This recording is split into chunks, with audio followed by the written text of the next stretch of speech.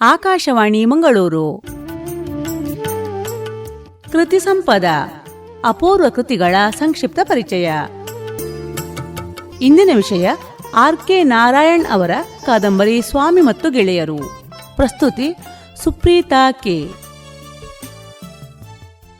RK. Narayan ರವರ ಮೊದಲ ಕಾದಂಬರಿ ಸ್ವಾಮಿ ಮತ್ತು ಗೆಳೆಯರು. ಇದರಲ್ಲಿ ಬರುವ ಸ್ವಾಮಿ ಎಂಬ ಪುಟ್ಟ ಬಾಲಕನು ಹೇಗೆ ರಾತ್ರಿ ಬೆಳಗಾಗುವುದರೊಳಗೆ ಹೀರೋ ಆದ ಎನ್ನುವುದನ್ನು ನೋಡೋಣ.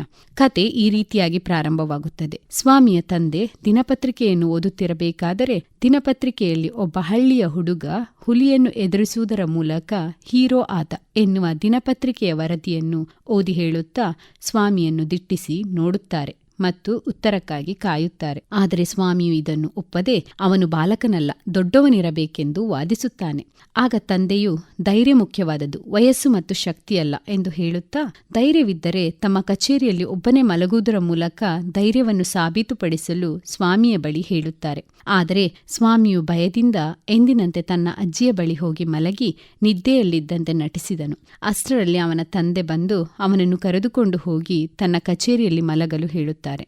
ಸ್ವಾಮಿಯು ಹಲವಾರು ನೆಪಗಳನ್ನು ಹೇಳಿದರೂ ತಾಯಿ ಮತ್ತು ಅಜ್ಜಿ ಸಹಾಯಕ್ಕೆ ಬಂದರೂ ತಂದೆ ಅದನ್ನು ಒಪ್ಪಿಕೊಳ್ಳುವುದಿಲ್ಲ. ಕೊನೆಗೆ ಒಂದೆರಡು ಬೇಡಿಕೆಗಳನ್ನು ಈಡೇರಿಸಿಕೊಳ್ಳುವುದರ ಜೊತೆಗೆ ಸ್ವಾಮಿ ತಂದೆಯ ಕಚೇರಿಯಲ್ಲಿ ಒಬ್ಬನೇ ಮಲಗಲು ತೆರಳಿದನು. ಸ್ವಾಮಿಗೆ ತಂದೆಯ ಕ್ರೂರತೆಯ ಬಗ್ಗೆ ಸಿಟ್ಟು ಬಂದು ಮಾನವೀಯತೆಯಿಂದ ದೂರ ಉಳಿದಂತೆ ಭಾಸವಾಯಿತು. ಕೊನೆಗೆ ಹುಲಿಯನ್ನು ಎದುರಿಸಿದ ಬಾಲಕನ ವರದಿಯನ್ನು ಪ್ರಕಟಿಸಿದ ದಿನಪತ್ರಿಕೆಯ ಮೇಲೆ ಸಿಟ್ಟುಗೊಂಡು ಅವನ ಪಾಲಿಗೆ ರಾಕ್ಷಸನಾದ ಆ ಬಾಲಕನನ್ನು ಹುಲಿ ಉಳಿಸಲೇಬಾರದಿತ್ತು ಎಂದು ಶಪಿಸುತ್ತಾನೆ. ಹೀಗೆ ಒಬ್ಬನೇ ಮಲಗಿದ ಸ್ವಾಮಿಗೆ ವಿಚಿತ್ರವಾದ ಕಲ್ಪನೆಗಳು ಬರತೊಡಗಿದವು. ಯಾವ ಕ್ಷಣದಲ್ಲಾದರೂ ಭೂತ ಬಂದು ತನ್ನನ್ನು ಕರೆದುಕೊಂಡು ಹೋಗಬಹುದೆಂದು ಭಯ ಆವರಿಸಿತು. ಆ ಕೂಡಲೇ ಗಡಿಬಿಡಿಯಿಂದ ಎದ್ದು ತಾನು ಮಲಗಿದ ಬೆಂಚಿನ ಅಡಿಯಲ್ಲಿ ಮಲಗಲು ನಿರ್ಧರಿಸಿದ ಸ್ವಾಮಿಗೆ ಇದು ಸುರಕ್ಷಿತವಾದ ಸ್ಥಳ ಎಂದು ಎನ್ನಿಸಿತು.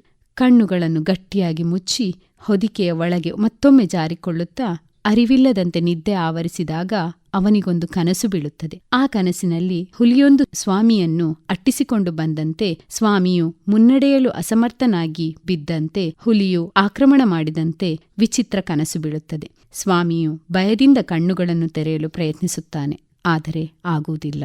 ಸಾಮಾನ್ಯವಾಗಿ ಅಜ್ಜಿಯ ಪಕ್ಕದಲ್ಲಿ ಮಲಗಿ ಅಭ್ಯಾಸವಾಗಿದ್ದ ಸ್ವಾಮಿ ತನ್ನ ಕೈಗಳನ್ನು ಹೊದಿಕೆಯಿಂದ ಹೊರಹಾಕಿ ಪಕ್ಕದಲ್ಲಿ ಅಜ್ಜಿಗಾಗಿ ತಡಕಾಡಿದನು. ಆದರೆ ಸ್ವಾಮಿಯ ಕೈಗೆ ಮರದ ಬೆಂಚಿನ ಕಾಲುಗಳು ಸಿಗುತ್ತವೆ. ತಾನು ಒಬ್ಬನೇ ಮಲಗಿರುವುದು ಎಂದು ನೆನಪಾಗಿ ಸ್ವಾಮಿಯು ಭಯದಿಂದ ಬೆವರಿದನು. ಅದೇ ಸಮಯಕ್ಕೆ ಸರಿಯಾಗಿ ಸ್ವಾಮಿಗೆ ಯಾರೋ ನಡೆದು ಬಂದಂತೆ ಶಬ್ದ ಕೇಳಿಸಿತು. ಕತ್ತಲಿನಲ್ಲೂ ಏನೋ ಒಂದು ಚಲನೆಯನ್ನು ಗಮನಿಸಿ ಭಯದಿಂದ ತನ್ನ ಕೊನೆಗಾಲ ಬಂದಿತೆಂದು ನಡುಗಿದನು.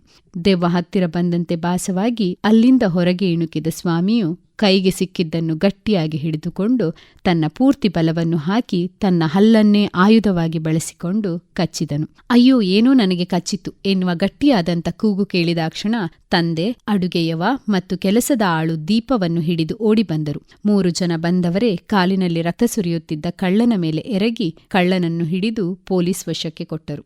ಮರುದಿನ ಸ್ವಾಮಿಯ ಸಾಹಸವು ಎಲ್ಲಾ ಕಡೆ ಸುದ್ದಿಯಾಯಿತು. ಸ್ವಾಮಿಯ ಸ್ನೇಹಿತರೆಲ್ಲರೂ ಅವನನ್ನು ಗೌರವದಿಂದ ಕಂಡರು. ಮುಖ್ಯೋಪಾಧ್ಯಾಯರು ಮತ್ತು ಶಿಕ್ಷಕರು ಸ್ವಾಮಿಯ ಸಾಹಸವನ್ನು ಕೊಂಡಾಡಿದರು.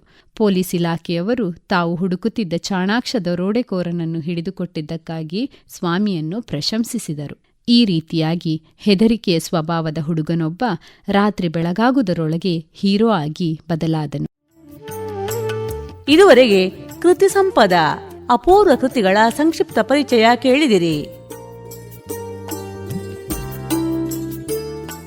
ಇಂದಿನ ವಿಷಯ ಆರ್.ಕೆ. ನಾರಾಯಣ್ ಅವರ ಕಾದಂಬರಿ ಸ್ವಾಮಿ ಮತ್ತು ಗೆಳೆಯರು. ಪ್ರಸ್ತುತಿ ಸುಪ್ರೀತಾ ಕೆ. ಕಾರ್ಯಕ್ರಮ ನಿರ್ಮಾಣ ಸೂರ್ಯನಾರಾಯಣ ಭಟ್, ಪಿಎಸ್.